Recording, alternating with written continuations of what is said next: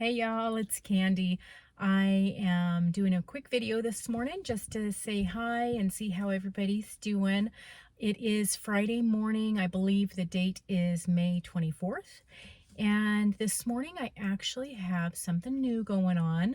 Normally I'm at work at this time, but I did talk to my SMA doctor and nurse the last time I went in for my treatment and told them I really need to go to physical therapy.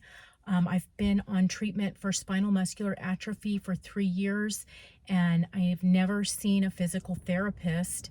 I have gone yearly for the Hammersmith test, I think is what it's called.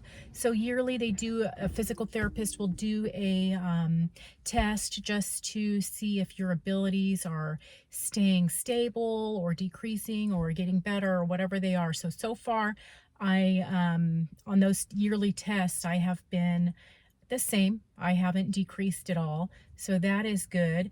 But the only time I ever dealt with a physical therapist was during the end of COVID, and it was a video call. So, and he would send me some flyers about, these different exercises to do. And so I never did actually go and see a physical therapist. And I don't know why I didn't think of asking to go see one. I think I did a long time ago, like in the beginning, and they told me the only physical therapist was in LA. Well, that is a day for me to go to LA from where I'm at and to fight the traffic and do the physical therapy. That's going to be a whole day event. And I didn't feel like once a week or once every couple weeks is going to happen with that, because that's a lot of time. So getting back to what I said a minute ago, the last time I went to get my spinal muscular atrophy treatment, which is spinal tap of Spinraza, in March, was it March? April. In April, around the 17th or somewhere around there, the middle of April, I went and spoke with them and told them I would like to see a physical therapist and one closer to my area. So they did locate one that Kaiser covers, and I am here this morning.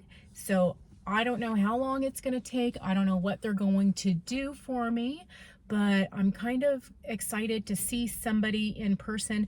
I really hope that they have experience with people that have spinal muscular atrophy, because I may walk in there and they may think, I can do certain things that I cannot. So that's going to be my first question to them, is have you ever worked with somebody with spinal muscular atrophy, and do you know what it is if you haven't? Because if you don't know what it is and you don't know what I'm struggling with, it's going to be really hard for you to help me. So we may have to have a conversation this morning with whoever's the therapist is going to be about my specific situation, and that way they can see how to better assist me. So my appointment is in a few minutes. I got about 10 minutes before I need to get in there. So I'm going to go ahead and close this up and give you a little update later about how it went. I have to go to work afterwards, so hopefully I don't get all sweaty. I didn't even put on makeup or anything this morning, and then I remembered that I hate the way my eyebrows are shaped, so I always shave off the ends. So I'm looking like Spock here. I don't even have any kind of eyebrow on. I have this little half eyebrow that gets cut off right there. So I'm looking a bit ridiculous, but who cares? People don't have to look at me. Hey y'all, just finished up my first physical therapy appointment. The therapist that helped me, his name was Jace, and he was really nice.